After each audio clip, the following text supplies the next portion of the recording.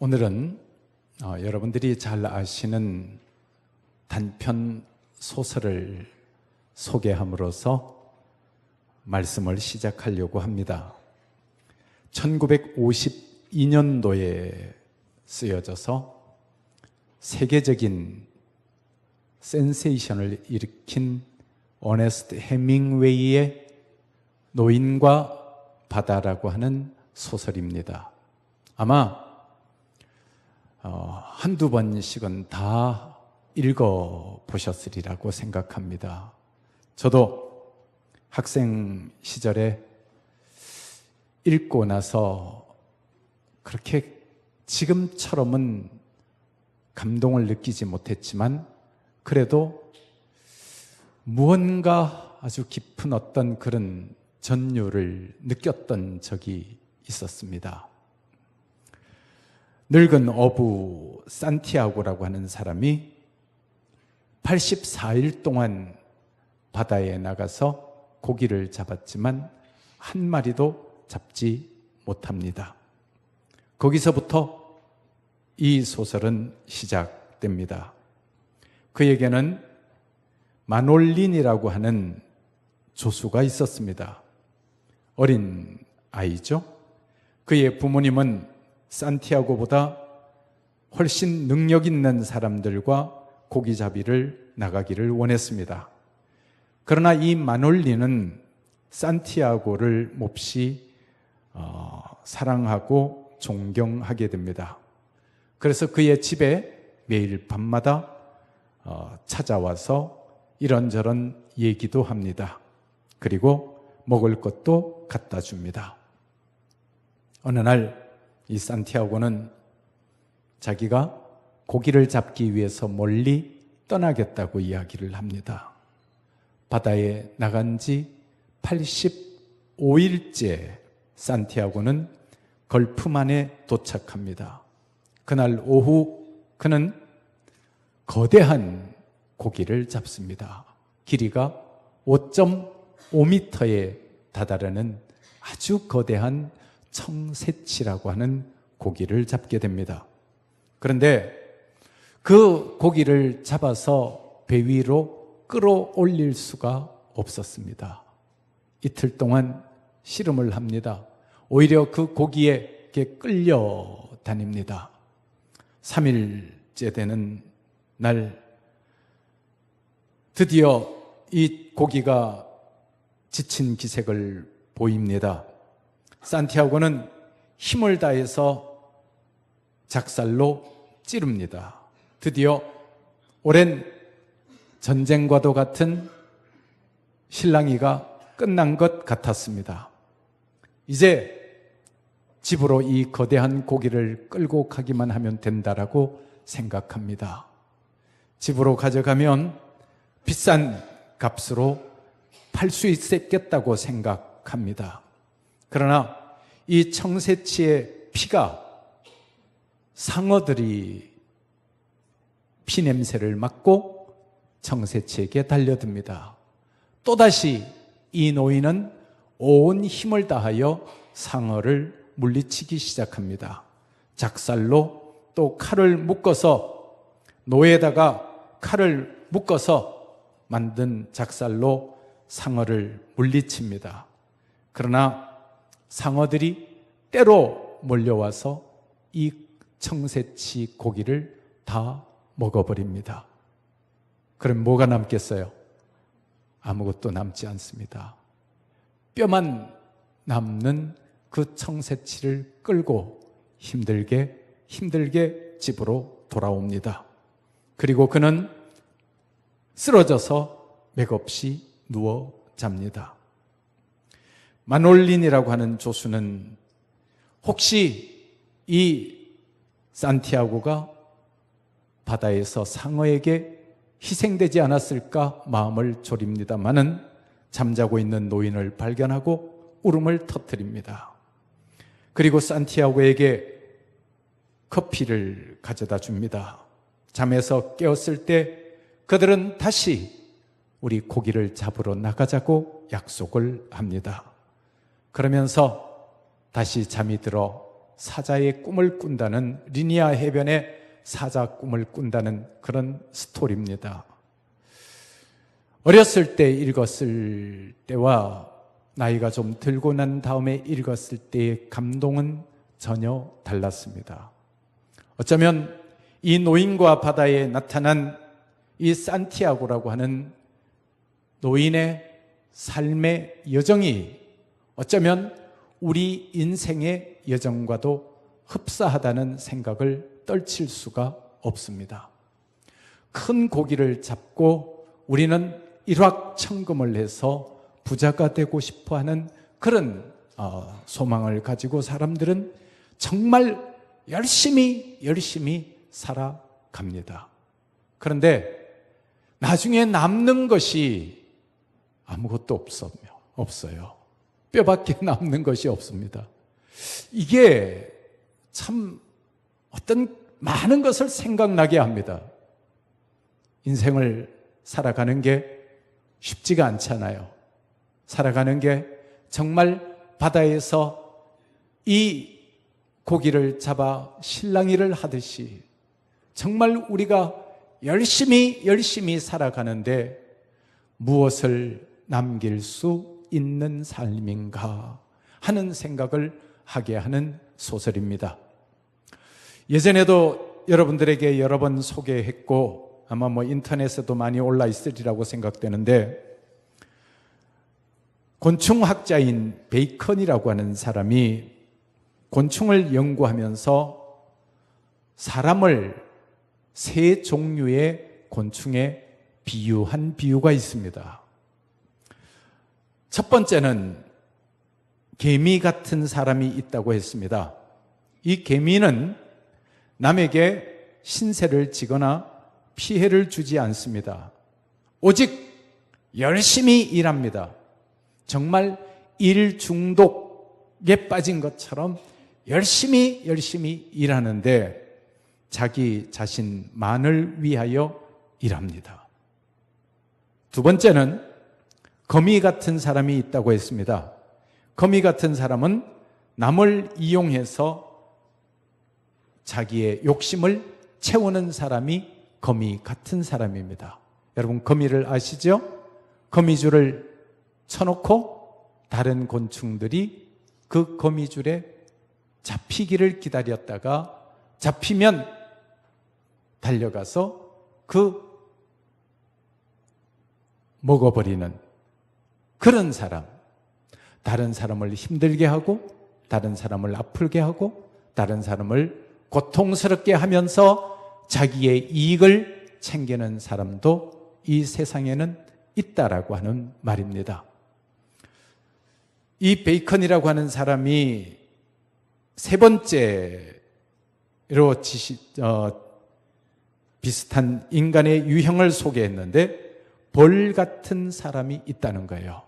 벌은 자기가 희생하고 수고하면서 사람에게 아주 맛난 꿀을 제공해주는 존재가 벌이다 라고 이야기를 합니다.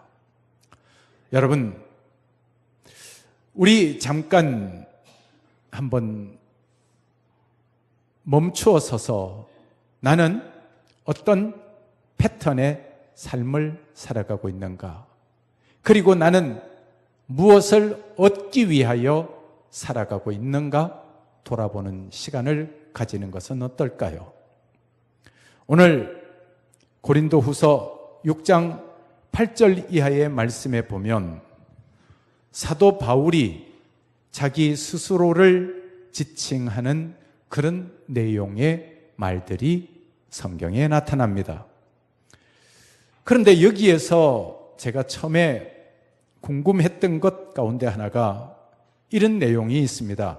8절 끝에 보면 우리는 속이는 자 같으나 참되고 무명한 자 같으나 유명한 자요 죽은 자 같으나 보라 우리가 살아 있고 징계를 받는 자 같으나 죽임을 당하지 아니하고 근심하는 자 같으나 항상 기뻐하고 가난한 자 같으나 많은 사람을 부요하게 하고 아무것도 없는 자 같으나 모든 것을 가진 자라 하는 이 말씀을 가만히 생각해 보았습니다. 다른 건 이해가 돼요. 무명한 자 같으나 유명하고, 죽은 자 같으나 살아있고, 근심하는 자 같으나 항상 기뻐하고, 아무것도 없는 자 같지만 모든 것을 가진 자다. 얼마나 멋진 자기 인식입니까? 얼마나 멋진 자 정체성을 가진 사람이 사도 바울입니까? 그런데 제일 이해가 안 되는 게 속이는 자 같으나 참되고 하는 이 말이 이해가 쉽게 안 됩니다. 그런데 이 말씀의 의미를 우리가 이해할 필요가 있습니다. 이건 뭐냐 그러면 그 당시 사도 바울이 활동하던 시대는 로마 제국이 세계를 제패하고 있던 시대입니다. 로마가 세계의 중심이었습니다. 로마의 황제는 신과 같은 존재였습니다. 그런데 이때 사도 바울이 예수를 믿으라고 말합니다. 주 예수를 믿으라, 그리하면 너와 내 집이 구원을 얻으리라. 예수 그리스도는 우리의 구세주이시다. 예수를 믿어야 우리가 구원을 얻는다 라고 이렇게 이야기하니까 사람들이 무슨 생각을 하는가 하면 저 사람 거짓말쟁이다 이렇게 생각하기가 아주 쉬웠습니다. 그래서 그것을 사도 바울이 알고 자기 스스로를 가리켜서 너희들 보기에는 내가 속이는 자 같을지라도 정말 참된 사람이 나다라고 하는 자기 고백이요, 자기 표현이요, 자기 인식이었습니다. 사랑하는 성도 여러분, 정말 우리 인간이 구원 얻는다고 하는 것은 십자가 외에는 다른 방법이 없습니다.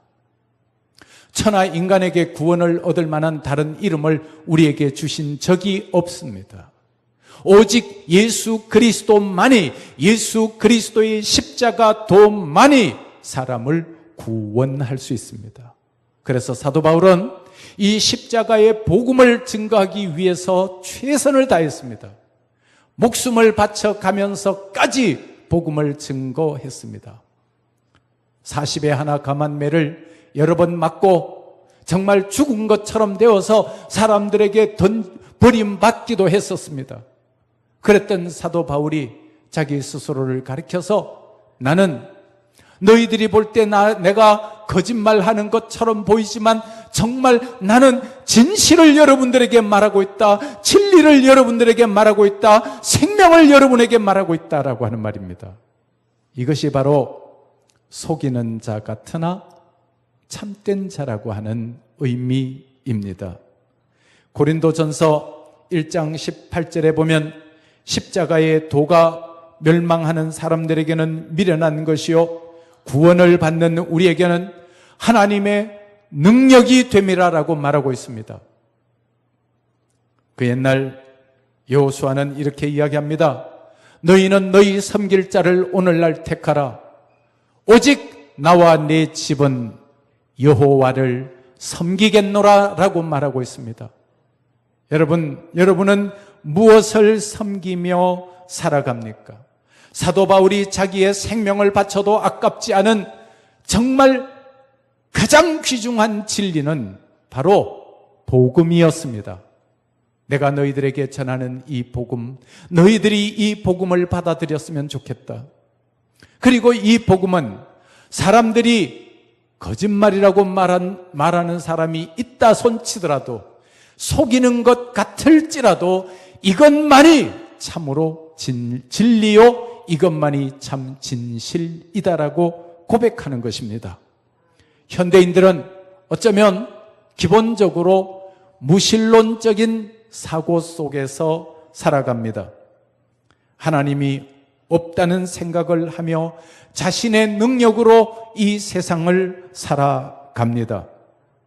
그러면서 인간들은 하나님 없이 과학이 발달하고 하나님 없이 살 수 있다고 생각합니다.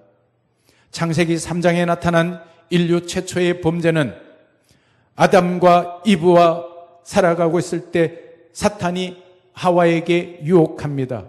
이 선악을 알게 하는 열매를 먹으면 너희 눈이 밝아져서 너희가 누구처럼 되리라? 하나님처럼 되리라. 그 말에 넘어가서 선악과를 먹고 맙니다. 오늘날 인간들은 자기가 하나님처럼 살아갑니다. 그러나 제가 여러 번 말씀을 드렸습니다마는 선악을 알게 하는 열매를 먹고 났을 때 인간에게 나타난 반응은 부끄러움이었습니다. 제일 먼저 한 것이 자기가 벌거벗은 줄 알고 나무 사이에 숨습니다. 그리고 나무로 임시로 옷을 만들어 부끄러운 부분을 가리우게 됩니다. 그리고 두려워하여서 숲 속에 숨게 됩니다. 인간이 자기가 하나님처럼 되면 인간에게 찾아오는 것은 부끄러움과 두려움입니다. 오늘날 이 세상을 살아가는 수많은 사람들이 자기가 하나님처럼 살고 있지만 그 내면에는 부끄러움과 두려움이 존재하고 있다는 사실입니다. 그러면 우리가 어떻게 살아야 될 것인가? 어떻게 살아야 될 것인가? 오늘날 저마다 사람들이 자기 자신이 하나님처럼 살아가고 있지만 내면은 공허함, 허무함, 또 부끄러움, 두려움, 이것이 인생을 지배하고 있습니다. 인간이 얼마나 약한 존재냐 그러면 성경은 질그릇 같은 약한 존재라고 말합니다. 부서지기 쉬운 질그릇 같은 존재가 인간입니다. 그래서 인간의 내면에는 누구나를 막론하고 두려움이 있고 부끄러움이 있습니다. 제가 성경을 읽기 시작했습니다. 여러분이 잘 아시는 전도서를 읽어보았습니다. 오늘 새벽에도 다시 전도서를 1장부터 12장까지 천천히 읽어나갔습니다. 그 전도서 기자는 뭐라고 이야기하는가 하면 여러분이 잘 아시는 것처럼 헛되고 헛되며 헛되고 헛되니 모든 것이 헛되도다라고 시작하고 있습니다. 그러면 인생이 정말 헛된 것인가? 어떻게 생각하면 인생이 참 헛된 것일 수도 있습니다. 참 산다라고 하는 것이 허무하다라고 하는 생각을 충분히 할 수 있습니다. 며칠 전에 어떤 그 장로님 부인 되시는 분이 편찮으시다고 하는 연락을 받았습니다. 한 5년, 6년쯤 됐나요? 5, 6년 전에 같이 캐나다 자매 노회도 방문을 하고 한 열흘 정도 같이 여행을 했던 가족이어서 비교적 가깝게 지났습니다. 그런데 편찮으시다는 거예요. 참 그래서 깜짝 놀라서 방문을 했습니다. 방문을 했더니 이제 남편과 아내가 건강검진을 하자 이렇게 됐나 봐요. 그런데 그 부인 되시는 분은 아주 건강하다고 생각을 했고 남편 되는 분은 뭐 스텐트를 8개인가를 이렇게 시술을 해서 늘 몸이 건강이 안 좋으신 분이어서 남편 걱정만 하고 건강검진을 했는데 오히려 남편은 괜찮고 그 부인이 암이 아주 많이 진행됐다고 하는 소식을 듣게 됩니다. 그게 불과 한 달도 안 됐어요. 한 달도 안 됐는데 얼마나 깜짝 놀랐습니까? 그래서 제가 신방을 하고 돌아왔는데 그저께 또 돌아가셨다고 하는 연락을 받았습니다. 제가 그 장로님을 방문했는데 그 장로님이 저를 껴안고 많이 우십니다. 참 인생이 너무 덧없습니다. 인생이 참 덧없습니다.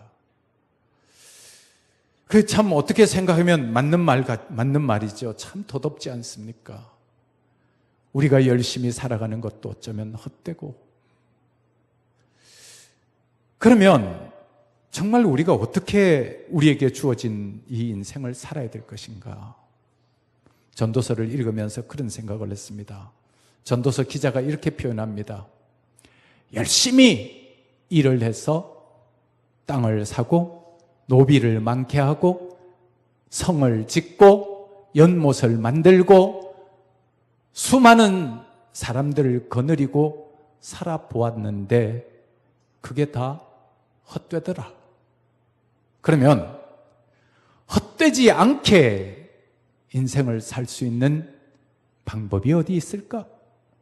제가 전도서를 1장부터 12장까지 쭉 읽었습니다. 전도서가 몇 장까지 있냐 그러면 12장까지 있는데 12장 13절에 이런 말씀이 있습니다. 전도서가 총 12장 14절까지 있는데 12장 13절 말씀의 결론 부분으로 이렇게 맺고 있습니다. 제가 읽어드릴게요. 일의 결국을 다 들었으니 하나님을 경외하고 그의 명령들을 지킬지어다. 이것이 모든 사람의 본분이니라. 할렐루야. 여러분, 우리 인생을 허무하지 않게 살 수 있는 유일한 방법이 있다면 하나님을 경외하고 하나님의 말씀을 지키며 살라는 겁니다. 이게 전도서의 결론입니다. 전도서의 결론은 허무한 게 결론이 아닙니다. 헛되고 헛되며 헛되고 헛되니 모든 것이 헛되도다. 허무함이 결론이 아니라 하나님을 경외하고 하나님과 함께 살아라. 할렐루야. 그러면 허무한 인생이 아니라는 겁니다. 성경은 이렇게 이야기합니다. 너희는 먼저 그의 나라와 그의 의를 구하라. 그리하면 이 모든 것을 너희에게 더하시리라. 아멘. 그래서 우리가 이 땅 살아가는 동안에 있어서 지나친 이기주의자로 나만 위해서 살아가는 인생이 아니라 하나님을 믿고 살아가는 존재. 그리고 제가 그러면 인생이 어떻게 살면 될 것이냐 그 생각을 하는데 성경을 쭉 읽어가는데 고린도 전서에 이런 부분이 나와 있어요. 지금 우리가 읽은 부분은 고린도 후서인데 고린도 전서의 10장 30절에 보니까 너희는 먹든지 마시든지 무엇을 하든지 다 하나님의 영광을 위하여 하라. 여러분의 하는 일이 하나님께 영광을 돌리는 삶이 되기를 축원합니다. 교사는 교사로서, 또 직장에 다니는 회사원은 회사원으로서, 공무원은 공무원으로서 그 자리에서 여러분이 하나님께 영광을 돌리는 삶을 사시기를 바랍니다. 내가 하는 일을 통해서 나는 어떤 하나님의 영광을 돌릴 것인가? 예전에 어떤 의사분 한 분을 만난 적이 있습니다. 이분이 그런 이야기를 하더라고요. 목사님, 저에게 진료를 받으려면 최소한 6개월 이상 기다려야 됩니다. 그렇게 유명한 의사입니다. 저쪽에 고속터미널 있는 쪽에 병원에 근무하는 의사였는데, 근데 그분이 저에게 그렇게 이야기해요. 그런데 이분이 하는 말이 자기가 진료를 하면서 의사로서 환자에게 꼭 제안하는 말이 있대요. 이 병은 신앙생활을 하시면 훨씬 빨리 낫습니다. 그러면서 가능하면 적극적인 신앙생활을 하십시오.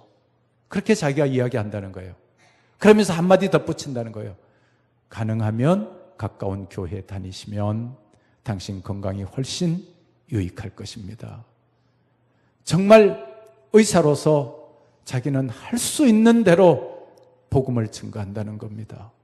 제가 그 말을 들으니까 가슴이 찡 하고 왔습니다. 어쩌면 그 사람은 목사보다 수많은 사람들에게 복음을 증거하고 있는지도 모르겠다는 생각이 들었습니다. 내가 하는 일 가운데서 하나님의 영광을 돌리는 일, 이 삶이 얼마나 아름다운 삶인가.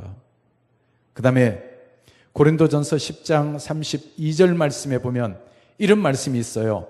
유대인에게나 헬라인에게나 하나님의 교회나 거치는 자가 되지 말고 라고 하는 말씀이 있습니다.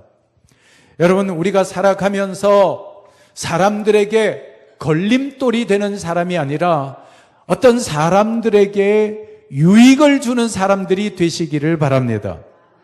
할렐루야. 가정에서도 여러분들이 걸림돌이 되는 사람이 아니라 평화를 심는 사람들, 교회에서도 여러분들이 거치는 사람이 아니라 교회에 유익을 끼치는 사람들, 그리고 가능하면 여러분 살아있는 동안에 많은 사람들에게 사랑을 나누며 살았으면 좋겠다는 생각이 듭니다. 우리에게 주어진 인생, 어차피 한 번 왔다 한 번 가는 인생입니다. 나는 개미 같은 인생으로 살 것이냐? 아니면 거미 같은 인생으로 살 것이냐? 아니면 꿀벌과 같은 삶을 살 것이냐? 나로 인해서 다른 사람에게 어떤 유익을 끼치는 삶을 살 것이냐? 그것은 여러분의 선택에 달려 있습니다. 그리고 지난 수요일 날 로마서 15장 강해를 우리 교회에서 하는데 로마서 15장 1절과 2절의 말씀이 가슴에 너무 깊이 와닿았습니다. 뭐냐 그러면 믿음이 강한 우리는 마땅히 믿음이 약한 자의 약점을 담당하고 자기를 기쁘게 하지 아니할 것이라. 우리 각 사람이 이웃을 기쁘게 하되 선을 이루고 덕을 세우도록 할지니라. 여러분, 어떤 사람과의 만남에 있어서 어떤 사람의 약점이 보인다. 제가 오늘 2부 예배 때 그런 이야기를 했습니다. 혹시 여러분 집에서 닭을 키워보신 분이 계신가요? 닭 키워보신 분 계세요? 예, 뭐 도시여서 많지는 않지만 몇 분은 계시는 것 같은데, 그죠? 근데 닭을 키울 때 닭이 상처를 입으면 어떻게 하던가요? 다른 닭이? 예? 쫓죠. 예. 그게 제가 참 하고 싶은 말인데, 개는 뭐 한 마리씩 키웁니다만은 원래는 개가 두면 여러 마리가 같이 살면 공동체 생활을 합니다. 근데 개는 누가 상처를 입으면 서로 핥아주고 서로 이렇게 도와줍니다.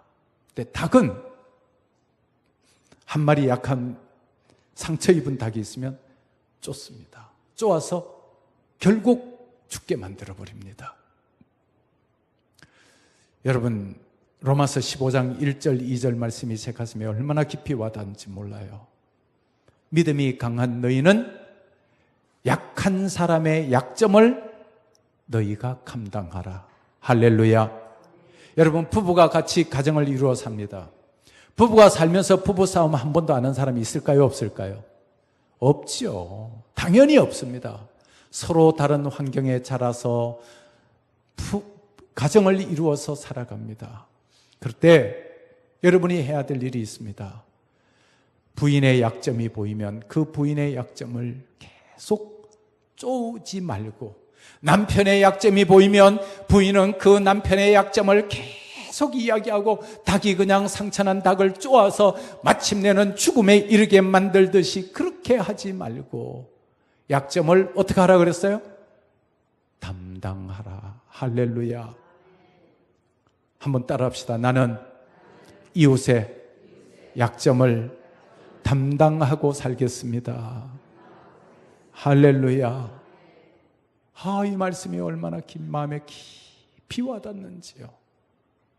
내가 살면서 나는 다른 사람의 약점을 지적하고 그 약점을 통해서 아프게 한 적이 얼마나 많았는가. 그러나 지금부터는 어떤 다른 사람의 약점이 있으면 그 약점을 내가 담당해서 그 다음에 상대방에게 기쁨을 주라는 거예요. 나로 말미암아서 다른 사람이 기쁨을 얻는 삶. 할렐루야. 지난 수요일 날 이 말씀을 증거하면서 제가 얼마나 은혜를 받았는지요. 믿음이 강한 너희는 믿음이 연약한 자의 약점을 담당하되 다른 사람에게 기쁨을 주는 존재가 되어라.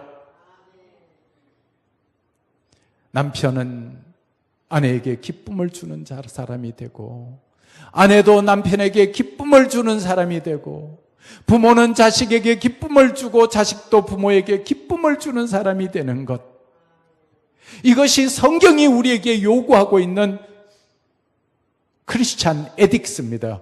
기독교인의 윤리입니다. 나 자신의 행복한 교회 교인들은 지나친 에고이스트를 만드는 게 있지 않습니다.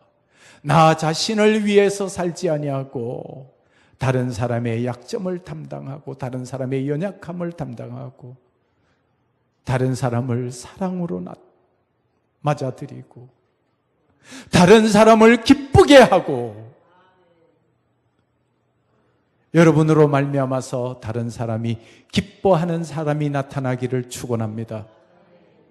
여러분이 이 세상 살면서 그냥 평생 죽을 때까지 자기 자신의 어떤 이익만을 위하여 산다.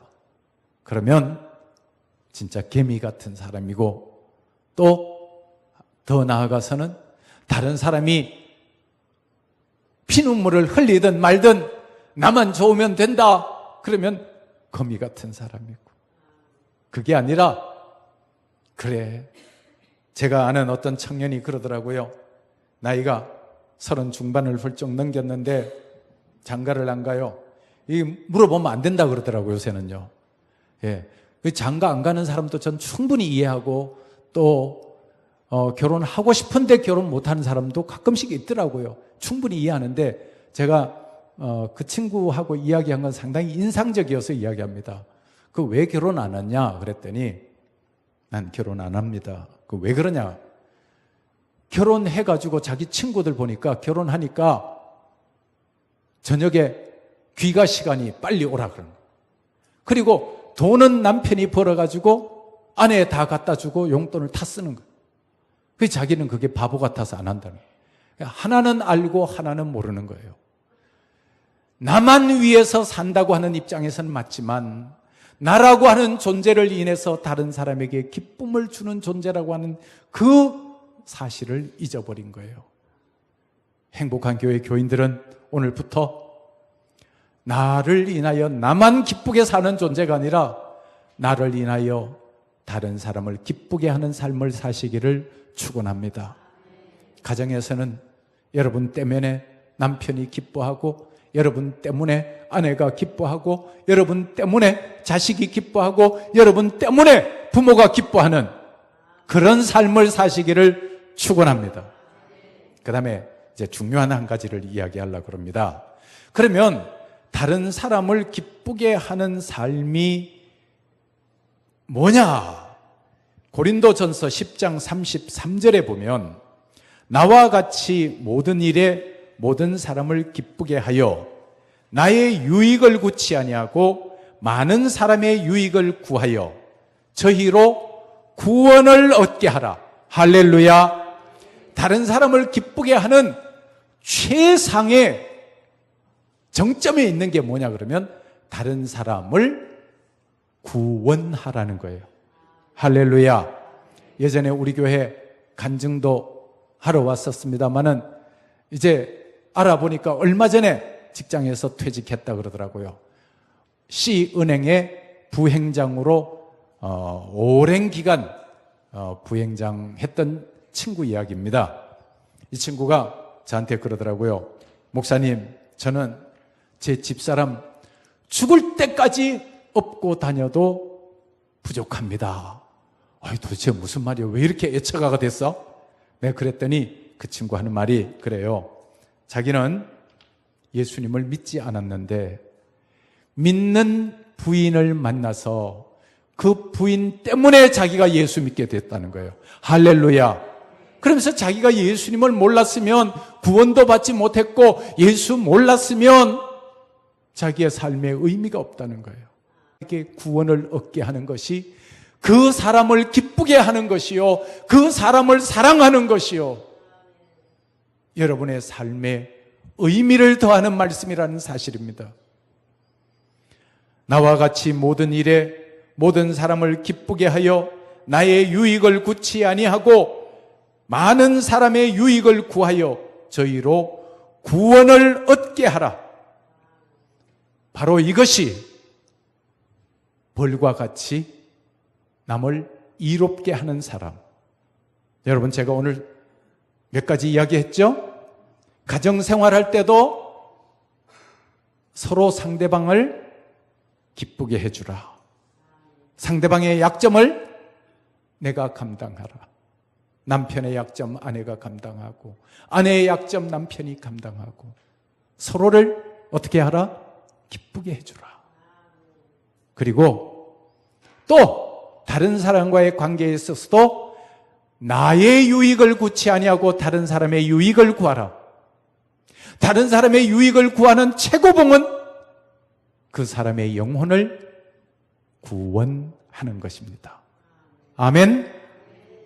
여러분들이 처한 자리에서, 여러분들의 만나는 위치에서 믿지 않는 사람이 있다면 그 사람을 구원하는 것이 여러분들이 이타적인 삶을 사는 거예요. 다른 사람을 구원하는 것이 그 사람을 진짜 기쁘게 하는 거고, 그 사람을 사랑하는 것이라는 거예요.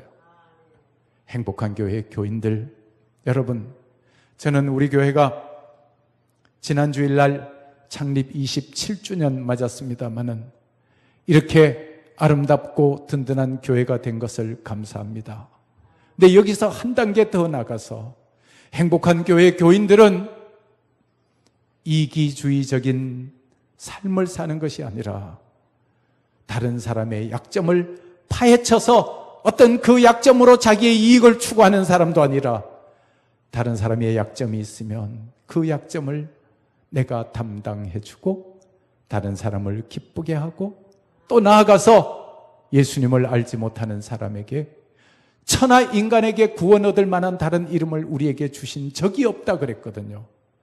그래서 사도 바울이 내가 속이는 자 같지만 가장 큰 진실을 말하고 있는 자다. 내가 무명한 자 같지만 하나님 앞에 가면 나는 유명한 자다. 무명한 자 같으나 유명한 자요. 내가 아무것도 가진 것이 없지만 하늘나라 가면 가장 큰 부자다 하는 고백이요. 한마디만 더 하고 마치죠. 가만 생각해 봤습니다. 사람이 이 땅에서 욕심을 얼마만큼 내면 좋을까요? 욕심은 다다익선이라고 많으면 많을수록 좋겠죠? 돈이 많으면 많을수록 좋겠죠? 그런데 가만 생각해 보면 다시 한번 생각해 보면 하루 세 끼 먹고 내 몸 누일 때 있으면 별 차이 없을 것 같아요. 아무것도 아닌 것 같아요. 사랑하는 성도 여러분, 우리 살아가면서 나는 어디쯤 가고 있을까? 나 자신의 실존에 대해서 한번 생각해 봅시다. 하나님께서 여러분과 함께 하십니다. 하나님이 여러분을 사랑하십니다. 기도합시다.